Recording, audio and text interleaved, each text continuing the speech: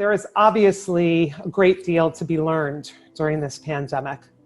Maybe you're like me, living with a fear of needing to protect my well-being, of needing to actually guard my life, has raised in me a self-awareness and an acute sensitivity to my surroundings that I never had before. I never used to think twice about stepping beyond the threshold of my home. Now I have adjusted to living with a certain degree, I will say, of fear and of caution when I'm outside. I think about what I'm wearing.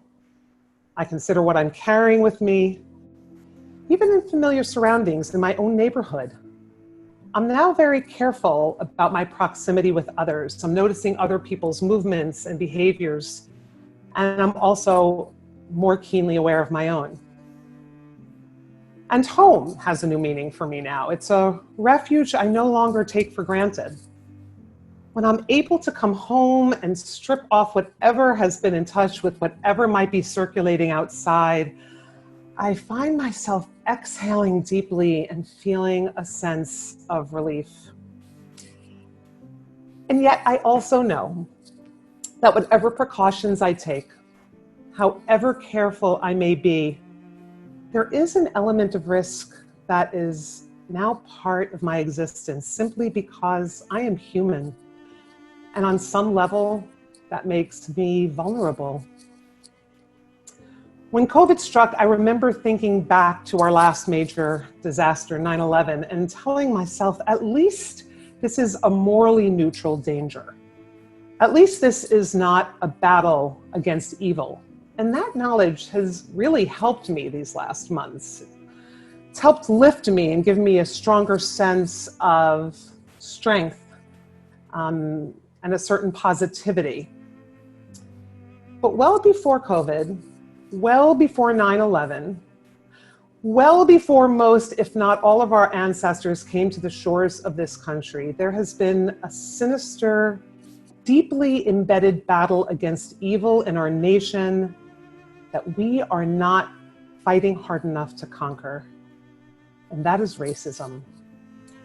And it continues to erupt and to destroy. And as a Jew who has just recommitted herself on this Shavuot to the Brit, to the sacred covenant with God, to live in a way that sanctifies and values and honors and protects life, I am recommitting myself to this battle, the battle against this ravaging poison. It's not a virus. It's not something I need to protect myself from. It is of human making, and it is up to all of us to do everything we can to destroy it. I'm going to start by realizing that adjusting to a recognition of uncertainty and yes, unsafety is something that Black America lives with, pandemic or no pandemic. I remind my children about how to safeguard themselves from COVID, and now I think about Black parents, the counsel they need to share with their children, teaching them that how they dress, what they carry, the words they use, the way they walk, the music they listen to, the expression on their face, the tone of their voice, are all elements that can put them at risk. I'm trying to imagine the painful irony in striving to protect children by giving them all these warnings, in working to keep them secure. Something deeply precious must be stolen from them. A birthright to each human being, morally, religiously, constitutionally, that your life is sacred and is not of any greater and absolutely not of any lesser value than anyone else's.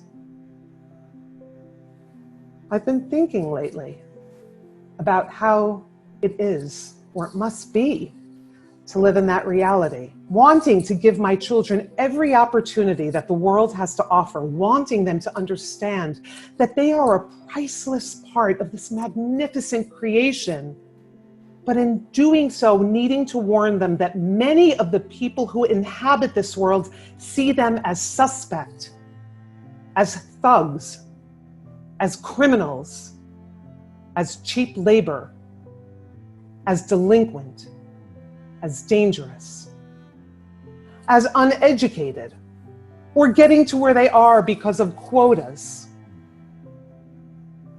I think of how it might feel to give them advice and remind them to do everything that society says is right, and still being painfully aware that that won't protect them. They can wear their pants high and keep their voices low. They can say yes, sir, and yes, ma'am, and do well in school and hold the door or cross the street, and ultimately, they are still not safe. They can jog to stay healthy, go to Harvard, devote their lives to others by becoming an EMT. They can protest by nobly bending their knee and still lose their livelihood. They can put their hands in the air or lie down flat on the ground and still end up with a knee on their neck. During these months of staying inside to keep safe, I have been wondering how it feels to be Black in America. To know that even in the privacy of my own living room, my own bedroom, behind my locked door, I am not safe from police officers barging in and killing me and my family.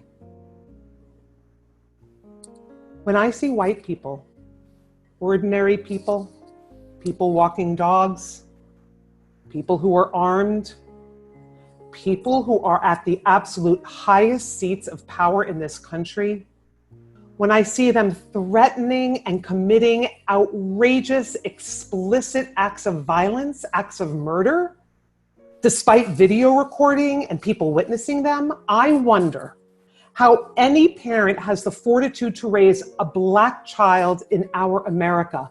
And when I see these videos and I am tempted to post angry outbursts and rants, I now am putting down my phone and walking over to the mirror and looking at myself, long and hard. Bakari Sellers is a Black American attorney, a CNN commentator, and a former politician whose own father was shot at the Orenburg massacre in 1968 when highway patrolmen opened fire on about 200 unarmed Black student protesters. He was one of 28 that were wounded and 3 were killed. A few days ago, Bakari Sellers was part of a panel that spoke after an interview with Felonious Floyd, the brother of George Floyd, who was killed by police officers this week. I highly recommend finding the video of him speaking. This is what he said while sobbing. It was hard to listen to that interview. Felonious is tired. Nobody is listening. The activist Ella Baker once said in 1964, until the killing of Black men, Black mothers' sons, becomes as important to the rest of the country as the killing of a white mother's son, we who believe in freedom, we cannot rest until this happens. Just so much pain. I have a 15-year-old daughter. What do I tell her? I'm raising a son. I have no idea what to tell him. It's hard to be Black in this country when your life is not valued. When people are worried about the protesters and the looters, it was people who were frustrated, who for too long have not had their voices heard. You put me on after George Floyd's brother, and I feel like I lost my brother. And nobody cares about the video. They had a video of Ahmaud Arbery. 2 solicitors looked at that video and declined to press charges. And so for those of us who have a mistrust of the system, it's very hard for us to do anything but cry this morning. I don't know. I try to keep hope. I try to keep faith. I keep telling my children they can be free. I want my kids to grow up to be the host of New Day. I want them to be a United States senator or president. But you know, what happens if they get pulled over and they comply? What happens if they get judged by a father and son who are just on a good old-fashioned Georgia lynching? What happens if they get served a no-knock warrant, like Breonna Taylor? How do you raise your children in this America to understand free when we see these images of them being gunned down in the street and a knee in the back of the neck like a dog? I have no answer other than every day to tell them I love them. That's all I can do.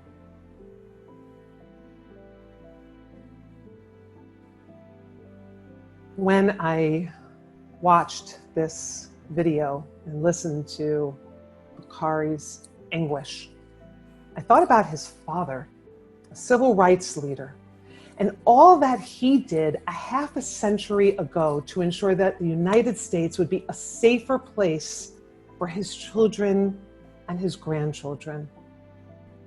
I imagine him listening to these words of Dr. Martin Luther King, deeply committed to nonviolence, gunned down at such an early age. I think America must see that riots do not develop out of thin air. Certain conditions continue to exist in our society which must be condemned as vigorously as we condemn riots. But in the final analysis, a riot is the language of the unheard. And what is it that America has failed to hear?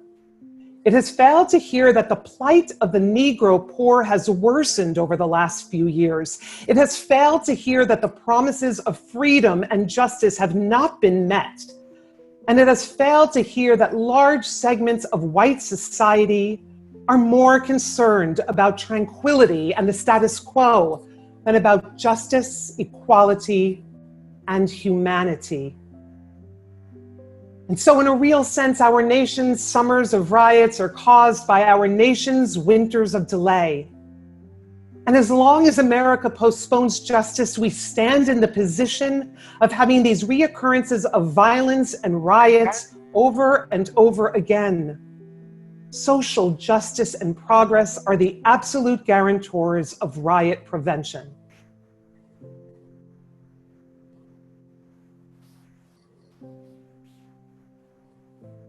As a rabbi, I always look to the text to find guidance.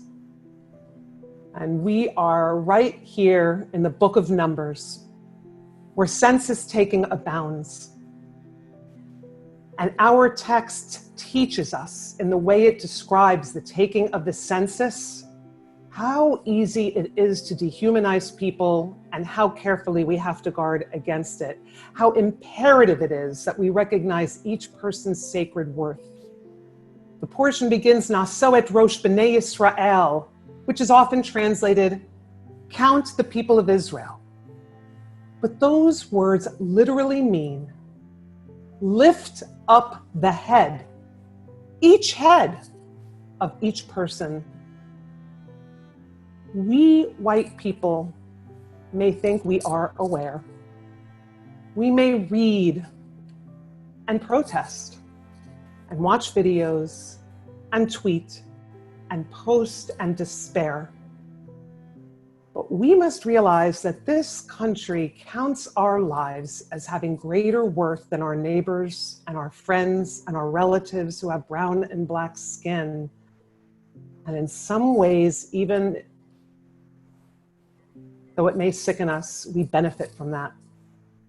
We need to lift up our heads out of the ground, clear out our ears, look in the mirror, and be really honest with ourselves about how our lives are different, how our lives are easier and safer due to injustice.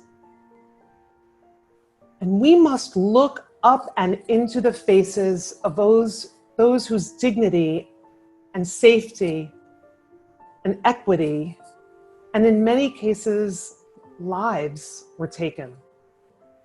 We must let everyone know that each one of them counts. And I'm going to invite us to start by looking at just some of those faces now, reminding ourselves and them that they count. George Floyd, killed after being pulled over for an accusation of committing forgery, repeatedly pleading, "I can't breathe." Ahmaud Arbery, killed while jogging. Botham Jean, killed eating ice cream at home in his favorite lounge chair. Atatianna Jefferson, killed at home late at night playing video games with her 8-year-old nephew. Renisha McBride, Jonathan Ferrell, each one killed in separate events, each seeking help after being in a car accident. Stephon Clark, killed while holding a cell phone in his grandmother's backyard. Alton Sterling, killed while selling CDs in a parking lot outside of a convenience store. Trayvon Martin, killed walking home after buying some Skittles. Charles Kinsey, a mental health professional who was shot and wounded, lying on the ground with his hands up, there because he was walking after an autistic client who had wandered away, and he wanted to protect him. Breonna Taylor, killed while sleeping in her bed. Philippe Castile, killed in a car with his girlfriend and her young daughter after being pulled over, after handing over insurance and his license and saying to the officer, "Sir, you need to know that you'll find a firearm on me."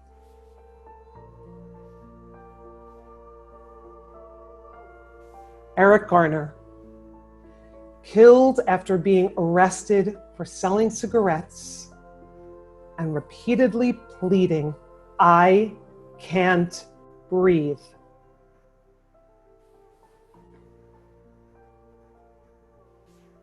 And there are so many others, and it is up to us to bring sanctity to the memory of their lives.